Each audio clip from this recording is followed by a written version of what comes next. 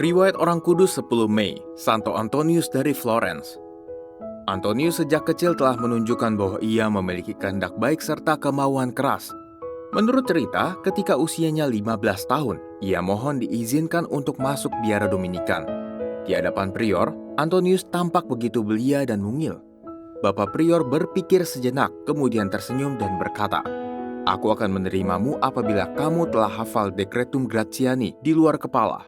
Sedikit informasi, Decretum Gratiani adalah sebuah buku yang tebalnya beberapa ratus halaman.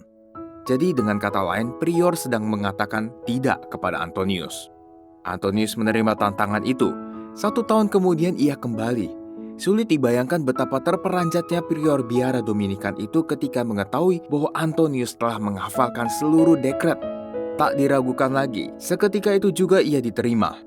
Bukan karena kemampuannya menghafal yang mengubah pikiran sang prior, melainkan karena ia telah membuktikan kesungguhannya dalam menjawab panggilan hidupnya.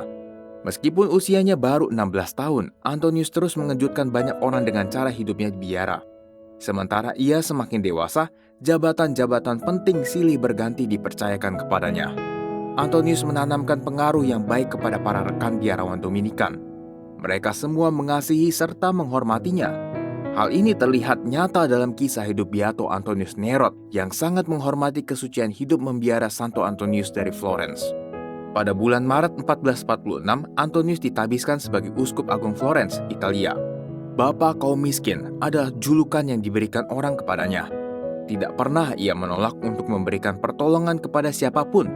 Apabila ia tidak lagi mempunyai uang, ia akan memberikan pakaiannya, sepatunya, perabotannya, bahkan satu-satunya keledai yang biasa ditungganginya. Berulang kali keledainya itu dijualnya untuk menolong orang lain, dan berulang kali pula keledai itu ditebus oleh orang-orang kaya lalu dikembalikan kepadanya. Tentu saja ia akan menjualnya lagi untuk menolong orang-orang yang lain lagi. Seringkali Santo Antonius mengatakan, seorang penerus para rasul hendaknya tidak memiliki apapun kecuali kekayaan kebajikan. Santo Antonius dari Florence wafat pada tahun 1459 dan dinyatakan kudus pada tahun 1523.